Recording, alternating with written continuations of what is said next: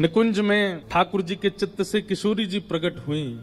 सुख मिला, ठाकुर जी को आनंद मिला, लेकिन थोड़ी देर बाद मन में इच्छा हुई कि केवल अकेले हम दोनों हैं, यह सुख, यह इसका विस्तार और भी होना चाहिए। तो ठाकुर जी के चित्त से किशोरी जी प्रकट हैं और फिर किशोरी जी के चित्त से अष्ट सखियां प्रकट हैं। अष्ट सखियों का प्रादुर्भाव हुआ है। और वो अष्ट सखियां कौन कौन हैं? किशोरी जी ने मन में विचार किया कि श्याम सुंदर को सुख देना है, तभी सबसे पहली सखी श्री ललिता जी प्रकट हुई। और ललिता जी की सेवा क्या है? ललिता जी बीड़ी भोग पधराती हैं, ठाकुर जी को बीड़ा पवाती हैं निकुंज में। तभी मन में विचार हुआ और श्याम सुंदर को और सुख देने का विचार हुआ। तब दूसरी सखी प्रकट हुई, कौन? श्री विशाखा जी।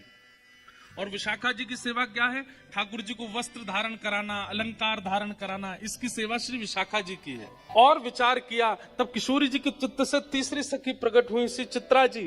ये ठाकुर जी को माला धारण कराते, जैसे हम मंच पे बैठते हैं तो गुरु जी आते हैं, महाराज जी आते हैं, माला पहनाते हैं, सिर पे धार, ऐसी श्यामा श्याम जैसे निकुंज में अपने आसन पर विराजमान होते हैं, तो उनको वस्त्र आवरण अलंकार धराने की सेवा जो है ये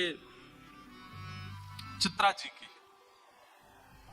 ये चित्रण करती हैं कि आज निकुंज में श्यामा श्याम ऐसे दिखने चाहिए, तो वैसे वस्त्र, वैसे आभूषण, वैसी माला, उसका चिंतन करके लाती हैं और श्री ठाकुर जी को धारण कराती हैं। और भी कई सेवाएं हैं इनकी।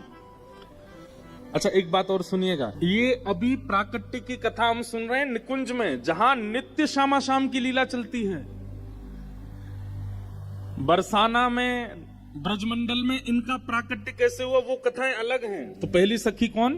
श्री ललिता जी, दूसरी विशाखा जी, तीसरी चित्रा जी, चौथी सखी हैं इंदुलेखा। ठाकुर जी की चौथी सखी श्री इंदुलेखा जी। और इंदुलेखा जी की सेवा क्या है? ये ठाकुर जी की भोजन सामग्री सिद्ध करते हैं।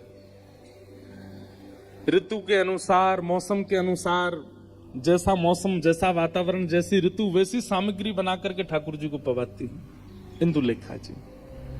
फिर किशोरी जी ने चिंतन किया, तब उनके चित्त से पांचवी सखी श्री रंग देवी जी प्रकट हुई। और रंग देवी जी की सेवा क्या है? प्रिया प्रियतम दोनों जब सेज पर विराजमान हो जाते हैं, तब उनकी सुंदर पत्रावली बनाना।